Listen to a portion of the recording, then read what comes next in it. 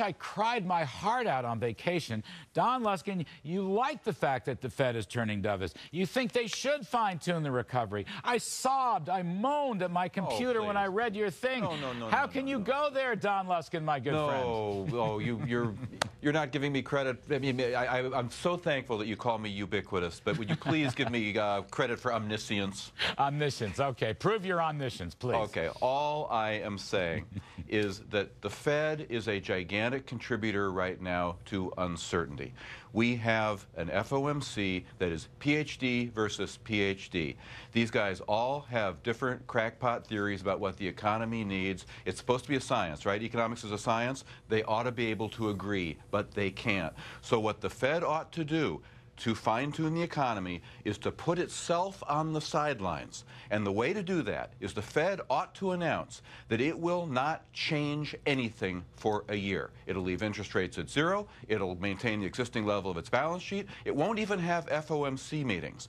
Now, that's not meant to just be a joke. That is actually what Ben Bernanke wants to do. He testified to that effect before Congress 3 weeks ago. His #1 plan for getting the economy out of this slow growth period is to pre-commit to the market that its current easy stance will be maintained for a specific period. And the magic of that is it takes the uncertainty out. All right, and that's my point. That's an interesting point of view. I want Dave Goldman to weigh in. Don Luskin says they're going to stand there and do nothing. But doesn't the Fed have a history of fine-tuning, stop, go, and hasn't that really helped bring down stocks in the last 10 years, Dave? I agree with you, Larry. The Fed's idea is that if people won't buy physical assets and create employment, then you engineer a negative rate of return on cash to force them into physical assets. They've done that. And if that doesn't work, engineer a negative rate of return on bonds and force people out. Now, of course, if you have huge impediments, tax policy, regulatory policy, Obamacare, to making profits on physical assets, people won't do it, even if they have a negative return. What makes this so irresponsible, in my view, Larry, is that we've got a $4 trillion net foreign debt, and we're assuming that if we engineer a negative return on cash and bond assets, which will supposedly force people into the physical economy here, the $4 trillion of our cash and bond assets held by foreigners will sit there and do nothing. For the moment, Europe's crisis has kept money coming in here and bailed us out, but that could blow up in our face. So the Fed should, in fact, be moderately tightening. They should not have a negative real return on cash. Well, what makes this really weird, Don, I mean, react to what Dave's saying. Stocks cheered Bernanke, or so it seemed, up 150 on Friday, but they booed him today, down 140 plus. Today was a crummy day across the board, with banks leading the decline. So where does this stand? Dave said they should be tightening up and moving towards a sounder monetary regime. What do you think of that?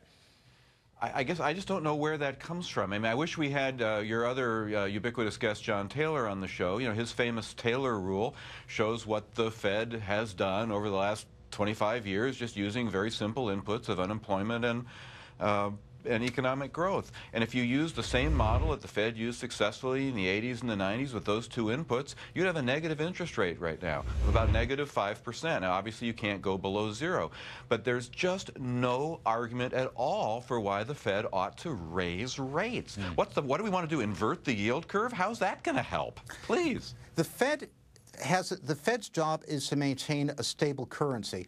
Monetary policy pushes on a string, fiscal policy pulls on a string. The winning formula during the Reagan administration, the Mondale twist, was to keep money slightly on the tight side and provide huge incentives to entrepreneurs to take risks. Well, and what's killing us now, you've seen the latest small business employment numbers and the small business employment surveys. The sector which in every recovery in the past 30 years has created nearly all the jobs, which is small business and startups, is completely dead in the water. And unless so we're going to raise interest rates to help small business? Small business works on equity, not on loans. Can I just get in this point, though? Both take a whack at. We've run out of time on the Fed thing. The Reinhardts, two very distinguished people, Carmen and Vince, they're arguing it's going to take 10 years after the credit bubble, no matter what these policymakers do. Don Luskin, you first. 10 years seems like a long time. Look, I think they're probably right, and they wrote the book on it. You know, the reality is we are so far below trend growth. It's going to take 10 years to claw our way back if we're lucky. We may never get back to the old trend. Dave Goldman, your take on this 10-year period after the credit bubble. The biggest headwind we have, Larry, is the biggest retirement wave in history, the baby boomers. That will take 10 years to be absorbed. That creates an enhanced need for savings that tends to push yields down and force people to save more to compensate for the lower yield. So that slippery slope, which we're getting into right now, threatens, unless there's a real shock from fiscal policy towards growth, to keep us in the dumps for 10 years. Well, we may be shocked the wrong way. As the screen shows, 123 days left for the Bush tax cuts to expire. Yes, we ought to you're start by extending those tax cuts, maybe create some saving and investment. Dave Goldman, thank you very much. Donald Luskin, Thank you, Larry. thank you very much.